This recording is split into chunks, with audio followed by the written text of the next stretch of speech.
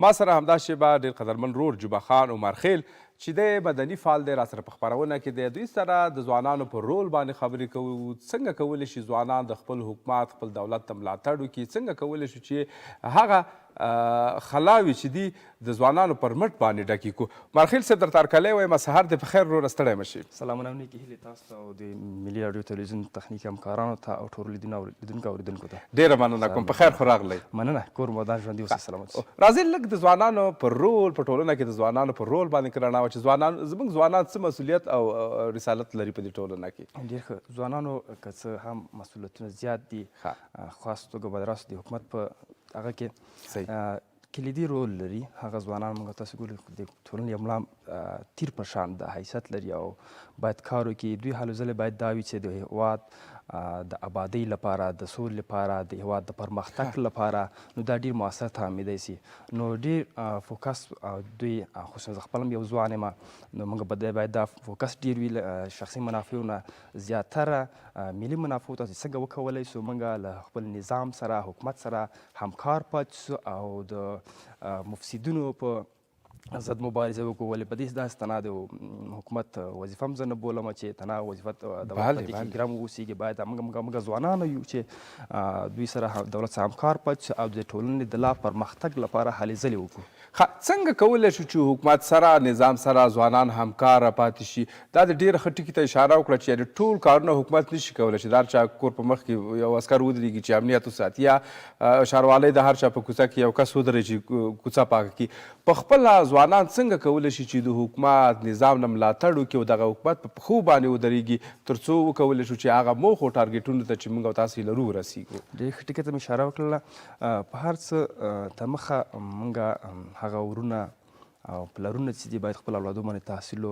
تحصیل وکړي ولې په دې چې څلوېښت کاله څو دهې کېږي چې موږ په هېواد کې متاسفانه بدبخته ناوړه جنګونه تېر سوي دي او ناوړې پایلې یې درلودلې دي نو باید موږ سواد برخه کې ډېر او تحصیل برخه کې ډېر هغه وکړو بل هر یو باید له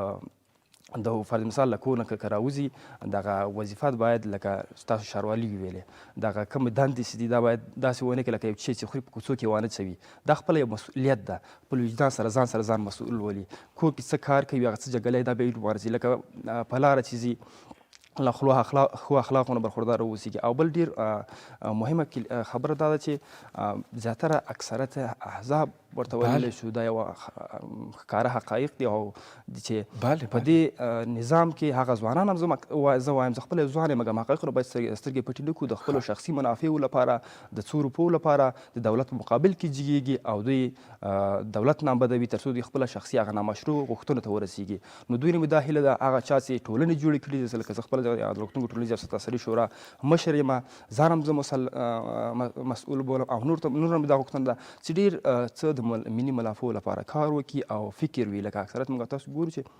په دې اواخرو کې د یو چا په اشاره یا څو روپیو په اشاره دوی مظاهرې کوي او نظام نابدوي او هغه خلک هم اکثرت چې په دې نظام کې کلونه یې عمر تېر کړی ده او بالاخره د دې نظام یا د دې حکومت او نمک یې خوړلی ده او په دې اواخرو کې راځي د څو همسایګان یا څو حلقو استخباراتي په اشارو په اړه نظام یا د حکومت په ضد ناقص معلومات ارائه کوي په داسې حال کې چې دوی 2 کاله مخکې کوم خلک چې بندیان هغه ول مجرمینو د هغو په هغه نیولو باندې لپاره تللي ول او دا کوي نو دوی دا غوښتنه ده چې ملي منافعو لپاره کار وکړو او خپلې شخصي منافع لپاره ډېر هغه ونه کړو عمر خیل صاحب ډېره ښه خبره دې وکړه چې وروستۍ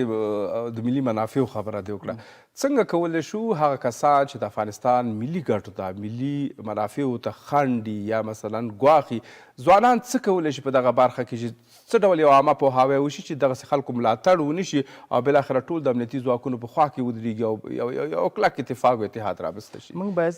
هر څه نه تر مخته حقایقو ته ډېر توجه وکړو صادق اوسو که چېرته غواړو موږ خپل ملت ته حکومت ته یا ځان ته هغه اوسېږو صادق اوسېږو باید حقایقو نه سترګې پټې نه کړو فرض حقایق که نور څه موږ تر اوسه نه یي هغه حقایق څه حقایق هغه بیان کړو نه دا چې موږ د څو پروژو لپاره یا د همسایګانو د تشویقاتو لپاره یا د امتیازاتو لپاره نظام هغه وکړو او دې ته باید ډېر هغه وي سره ښه که لږ د ځوانانو په اړه په تېرو 20 کلونو کې کله چې د طالبانو واکمني ختم شو هغې نه را دې خوا تر اوسه پورې زموږ ځوانانو په فکر کې څه تغییر راغلی دی که نه 20 کلني پخوا چې کوم ځوانان اوسني ځوانان آیا چې د پرتلې له لحاظه څومره فرق راغلی څومره تحولات راغلي دي؟ ډېر تحولات راغلي دي. 20 کاله مخکې موږ ماسټر ډېر کم درلوده. موږ لله الحمد نن په اکثرتو ادارو کې ماسټر لرو او 20 کاله مخکې دا ذهن چا سره نه و چې خورکۍ لاړ شي تذکره واخلي. دا زما په نوم یې شرمېده هغه نوم یې په اداره کې نه سول تذکره نه سو اخیستلی. نن یې هغه تذکره اخیستې ده. 20 کاله مخکې دا خبر نه ول چې یو چا خپله خور مکتب ته لیږلې وه مګر نن لله الحمد دا فکر ډېر سوی ده او هر یو د خور او د ورور تر وسه دا تفکیک نسي کېدلی او ټول دا هغه یو شان سترګې ورته ګوري. بله خبر دا چې متاسفانه په دې اواخرو کې دولت هم باید دې کې ډېر حساس واوسیږي او بعضې اخري تحولاتو ته که وګورو موږ تاسو اکثرت ځوانان یې موږ ناامیده کړي دي. ضرورت هم په دې کې ښه رول لوبوي. ولې ناامیده ناهیلي شوي دي ځوانان؟ هغه په دې معنا هغه ځوان چې دلته کلونه کلونه یې زحمت کېدلی په دې ملک کې راغټ سوی ده په دې ملک کې رنځ یې لیدلی درد یې لیدلی ده او د ټولنې له درد نه خبر ده او په دې اواخر کې ماسټري کړې ده تحصیل یې کړی په ډېر مشکلاتو. زه داسې ځوانان وینم چې د لارې کرایه نه لري حتی پیاده په ساتو پیاده ځي تر څو وکولی شي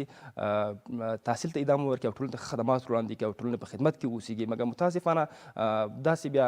اکثرت ځوانان فراشودي ورته ویلی سم فراشودي له خارج نه راغلي دي د تاجک په دغې کې زه لږ ماکس کوم چې دا خلک د خارج نه چې کوم ځوانان راغلي یا زموږ کوم هېوادوال راغلي دوی سره ډېر حساسیت ښیي. هغه هم د افغانستان خلک دي که دلته راشي په دندو وګمارل شي او د افغانستان دپاره ښه خدمت وکړي په دې کې مشکل څه دی؟ مشکل اصلي خبرې ته به راسو حقایقو نه باید سترګې پټې نه کړو. مشکل پر دې کې ده که چیرته دوی تضمین دلته داسې وي دوی ملي منافعو لپاره ډېر کار وکړي موږ لبیک ورته وایو د موږ ورونه دي خدای دې راولي هغه هم افغانان دي د همدې ملک لپاره کار کړی هلې ځلې کې هلته تحصیل کړی راغلي دي مګر که چېرته داسې وي کور په خارج کې وي او د هغه دندې مشخصې دندې لپاره راغلی وي او بیا ځي هغه په اصطلاح تر ټکې بار کړي او بله ورځ روانې دا بل ته قبول نه ده. دا اکثرت هغه ځوانان چې دلته په دې ملک کې او د هېواد کې شتون لري او هلې ځلې کړي او ډېر د وطن دوستۍ حس ډېر احساس کوي هغه ناهیلي کوي. موږ تاسو ډېر سره موږ تاسو ولیدل چې زه په لنډ ولی سم د برېښنا شرکت رئیس چې د پښتون په نمایندګي راغلی ده امتیاز د معاملې په اساس راغلی ده اما هغه تر اوسه پورې پښتو یې صحیح نه ده زده. موږ به دا شی به نه پښتو دا شی به نه موږ د یو افغان تر چتر لاندې ټول فعالیتونه کوو موږ تاسو ټول افغانان یو. زه وایم چې یعنې موږ لیدلي دي په ډېره نوره نړۍ کې همداسې چې وګړي بهري هلته په تعلیم په ګاڼه سینګار شي بیا بیرته راځي خپل هېواد کې مثلا دوی د خدمت مزدري هلته هېڅ داسې شی نشته دی. ولې په افغانستان کې خلک داسې ذهنیت لري؟ دا خو ټول سره موږ تاسو ورونه او خویندې یو که ټول د افغانستان دپاره که هم د بهر نه راځي هم که دننه وي ټول د افغانستان د ښه راتلونکي دپاره کار وکړو دا به ښه خبره نه وي. موږ هر څه روانګې هېڅ یو افغان لله الحمد اوس تعصب نه لري دې کې جای شک نشته ده. موږ تاسو ګورو چې دلته یو انفجار انتحار تورستانو کړی په خارج کې په آلمان جرمني په هر نړۍ په ګوټ ګوټ کې هغو غږ اوچت کړی خپل درد یې هغه کړی ده او د خوښۍ په مراسمو کې دوی موږ سره خوښي احسان درکړه. مګر دلته بعضې اساسي خبرې دا دی چې صداقت ده. هغه څوک چې د معاملې په اساس راځي د معامله ده معاملې په اساس راځي دا قابل د قبول نه ده. متاسفانه په هېواد کې یو لس میندې دي او لس پلرونه دي چې زمون د ټولنې ته راوړي دي او هماغه وزارت نه جي کېږي معین کېږي او معینت نه جي کېږي بیا بل وزارت ته ځي او هغه خلک چې پرونه پورې خپل نظام یا حکومت پر ضد تبلیغات کول هغه د امتیازو په اساس راځي. دلته خبره دا شی ده موږ ولې که غواړو او حکومت که غواړي چېرته ځوانان دوی سره ودرېږي البته چې ولاړ دي نو دوی باید آزاد رقابت سالک دغه وکړي او سالم خلک راټول کړي که هغه تاجک دی که ازبک دی که ازار که هر څوک ده ټول یو 19 کاله مخکې عمر خیر صاحب تا به لیدلي چې په کابینه کې که نه تا به لیدل څومره اوس په کابینه کې څومره تغییر راغلی ټول یو مخ ځوانان نه دي ځوانانو ته ځای نه دی ورکړل شوی. دا کار شوی ده دې کې شک نشته. بل دا دی چې د خارجه که نه که موږ ووایو که نه حقیقت وایو خارجه به څومره 100 کسه به راغلي یا 200 کسه به راغلي نو په 200 کسه خو ټول هېواد نه چلیږي که نه دا نور افغانان خو ورسره دلته په کار باندې مشغول دي. اوس زه د همدې ځیم دغه دی زه په کار باندې یم ته مثلا نور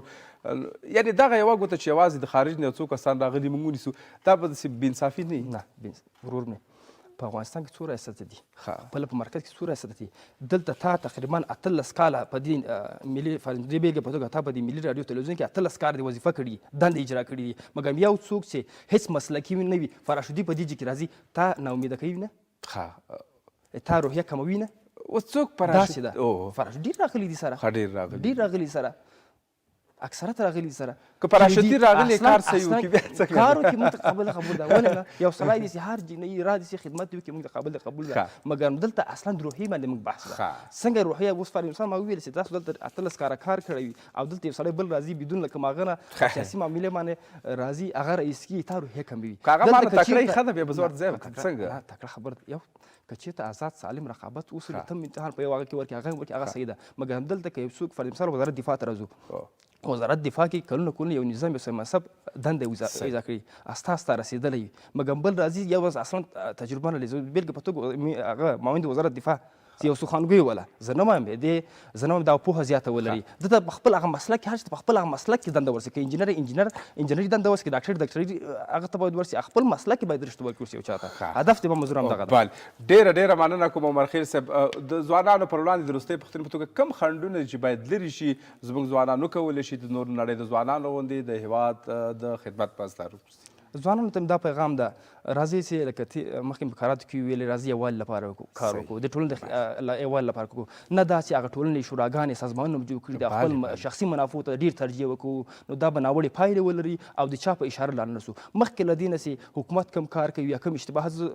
دا تاییدوم حکومت کوم اشتباهات یا نیمګړتیاوې وي مګر مخکې له دې نه چې هغه باندې یو احساساتي اقدام وکړو باید جستجوی وکړو چې رښتیا دلته هغه شته که نشته ده بعضې حلقات دي چې دلته استفاده کوي ډېره مننه کومه محترم جمعه خان عمرخیل چې راغلی او دوستانو سره د خپل نظریات شریک کړي ستاسو له راتګ نه مننه کوم کور ودان سلامت نړۍ مننه